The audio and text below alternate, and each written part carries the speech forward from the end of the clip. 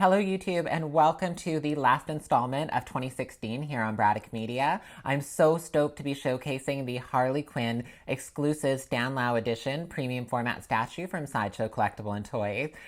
Big fan of Harley Quinn. She's quirky, she's cool, she's crazy, she's sexy. Kind of reminds me a little bit about me sometimes. On this week's episode, we're going to go over all the different box art, find out some really cool facts and interesting things about Harley Quinn that you may or may not know. I'm going to go over a breakdown of the statue, show you a lot of up-close photos, and then after that, I'm going to tell you all about the different artists that worked on this while we get to see some really good full pan video of this statue. So stay tuned and let's check out this box art. Oh. Don't mind her, she's crazy.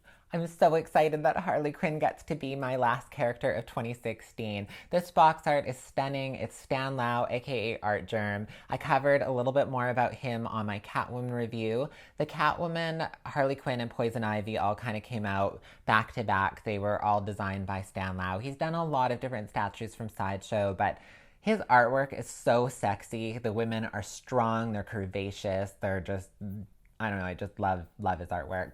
As you can see right here, like what a stunning physique. She looks great. Little bit could have mimicked that a little bit more in that statue, but we'll cover that in breakdown. The box art is really cute, all different messages from Harley that she would have written it on, so we'll kind of take a peek at all the different ones here. Loves me not, give me some sugar baby, and loves me. I love Mr. J, loves me not, smiles. Little kiss mark, Joker, and of course it kind of looks like it's written in blood, which it could be. It's Harley Quinn. So now we're going to learn a little bit more about Harley Quinn because this character is just great. Where we have to start off is a lot of people don't know this, but we owe the soap opera Days of Our Lives for actually creating this character. Arlene Sorkin, who was on Days of Our Lives, who voiced Harley Quinn, her friend was one of the producers, and he was watching an episode where she, I guess, goes into a dream sequence, if I'm not mistaken, and ends up in this like pink, sparkly clown costume, or it's a dream of some sort. And it inspired this character because during the episode where she comes in, they were going to have the Joker jump out of the cake dressed in women's clothing. And not that, cartoons are against it, cross-dressing. I mean, look at Bugs Bunny. We learned a lot about drag from that character, of course, when we were children. And it just seemed so normal. What it was they just really didn't feel that the Joker would actually wear women's clothing because he was always in his signature suit, and that's just the way that he's always kind of being portrayed. So they brought in this kind of sidekick character, which was Harley Quinn. She was only meant to be in for one episode. They had no backstory for her. It just, they didn't know what they were going to do with her, but fans loved her, and of course they made her into a regular. My favorite episode of the Batman animated series, which came out after Batman Returns, was where Harley Quinn and Poison Ivy kind of team up, and it's just such a great episode. They are just so wonderful together. A little known comic fact, Poison Ivy actually gives Harley Quinn a serum that causes her to be not affected by the toxins and poisons that Poison Ivy gives out because she cares about Harley so much. It's a very beautiful storyline, and of course, a lot of people would love to have seen those two to get together, but instead there was a different Batman series that came out where there was a female Joker and Harley that were together, and the female Joker actually treated her with love and respect, unlike Mr. J, who was just ends up being a total jerk to her all the time, but she's nuts and she just loves him anyways. What a great storyline. I'm so glad that they kind of continued with it. It just spawned such a huge fandom. I was a major fan of the animated series. I loved it so much. Not a super fan of the Arkham Harley outfit. It just didn't do anything for me. I know that might give me some points with some people here down in the... But I just am not a fan of it. I love Margot Robbie. I think she was a fantastic Harley Quinn. I did like the outfit. It was a little bit slutty, but it covered everything, and she was just absolutely adorable and played that character to a T. So I'm really excited that there is a spin-off there. Another one that if you haven't checked out, you can watch them free on YouTube, is Gotham Girls, and it pretty much covers Catwoman, Ivy, and Harley facing off against Batgirl in these little 3-4 minute videos. They were really cute. They all had little messages in them. Well, at least some of them did. and adorable. It went 3 seasons, 30 episodes. It was just, it's worth checking out. If you love these characters, you just see so much of Harley because Harley and Ivy are living together and there's just so much of them. It's great. It's really worth checking out. Yeah, Margot Robbie spinoff. Super excited for that. I think they're going to do a really cool job on that one. And now that we've kind of rambled and talked a little bit about a character that I really am passionate about and love, let's head over to the breakdown of this statue and I will go over all the different pieces. So there's not a lot of pieces when it comes to breakdown, but she's just really fantastic. So we're going to really take some time and check them out. This is the exclusive edition. She does come with an alternative head. I'm going to start out there because I like to kind of start out with the worst and work my way to the best. I absolutely hate this head sculpt. I'm sorry, Sideshow. It's just really awful, and a lot of people felt the same way. I had this statue for years. I did just buy her for the show, as well as probably going to keep her. I never had this head in. It's just, the face is ugly, the tongue sticking out. I mean, of course, she always was like, but this was just like this weird, pointy, slithery tongue, which you can see in the picture here.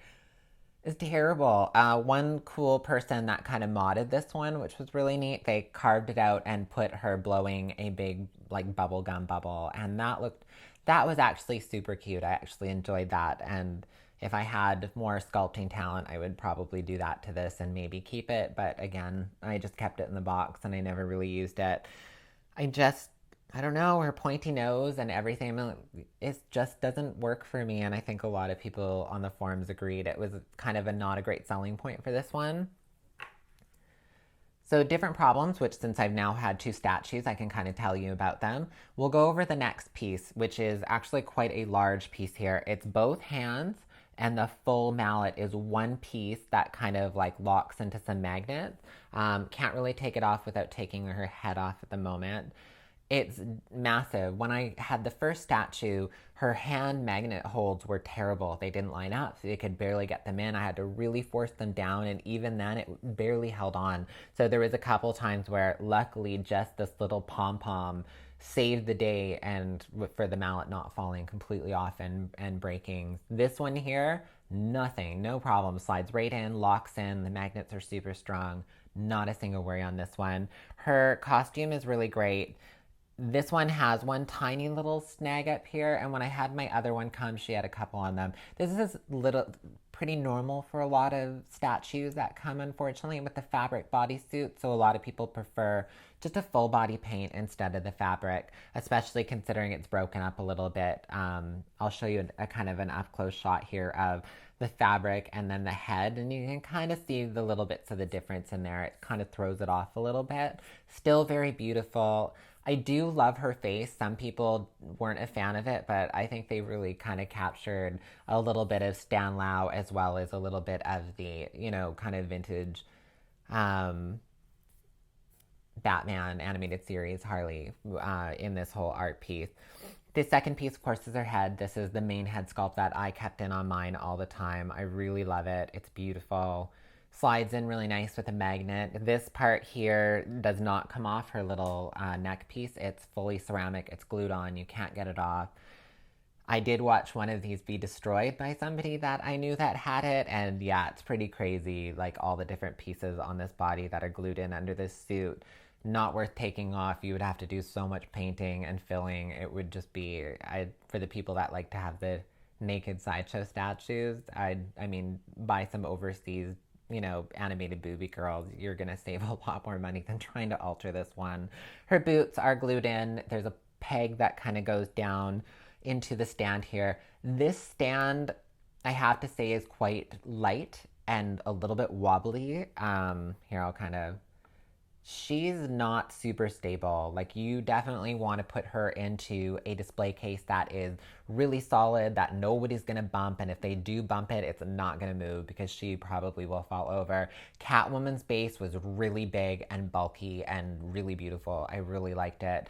I wish they had kind of expanded and almost did the exact same thing with this. I mean, I get why they didn't, because it would be hard to fit all three of them in there. Ivy's base is really small, but it's very weighty. I had that statue as well, and she was definitely a little bit more proportioned. This mallet, as much as it's not super weighted, it does throw off the balance of the statue a lot. It's almost like I don't know, I don't think they could have slid it over more, but they could have tilted it up and had her more kind of holding it off her back. Kind of like that might have been a little bit better. This I talked about in the Wonder Woman video. I really hope Sideshow just stops doing this with their statues, with having this really long kind of piece going off. It's really hard to fit your statues in the display together because it just holds too much distance away from each other. The body is one full piece. The obviously stand as its own, as I said. It's very beautiful. I love the colorations. It matches really well with all three of them. Their stands are very beautiful together when you have them in the same piece there. Let's kind of do a little bit more shots here. We'll get the head back up. The bodysuit, we'll kind of check out the back of the body here. I'm going to actually turn around. You can see the back as well as we'll do some shots of here.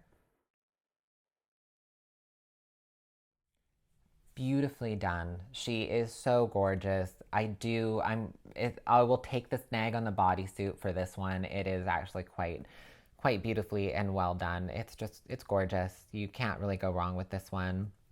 Old wood flooring here, which you can kind of see a little bit more in this picture here, the base.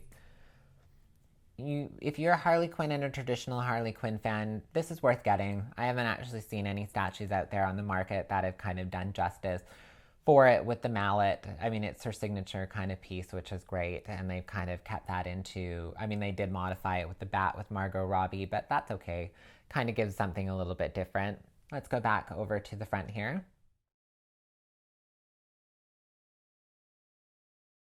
I'm even a little bit worried about turning her, which is how wobbly she is.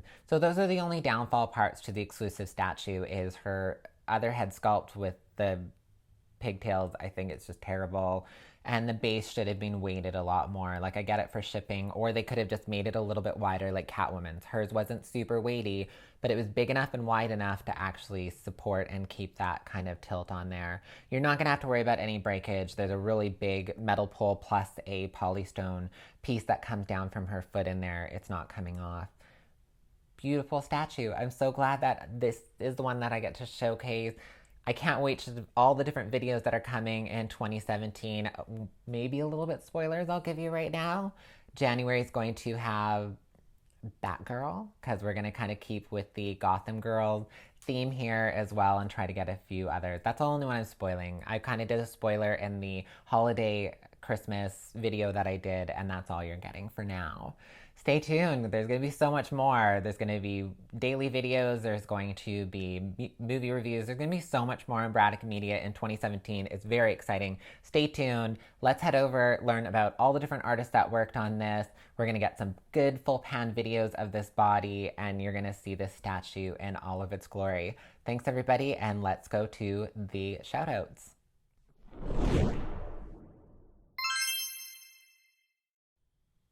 There were a lot of amazing artists that worked on this incredible Harley Quinn premium format statue. The amazing Kat Sapine was in charge of paint. Steve Schumacher and Pascal Well were in charge of sculpt. Jennifer Johnson did the costume fabrication. Christopher Anka, Stan Lau, and Dylan Foreman were in charge of design. And Chadwick Anderson was in charge of development. Anybody who's a fan of this traditional Harley Quinn costume can't go wrong with having this piece in your collection.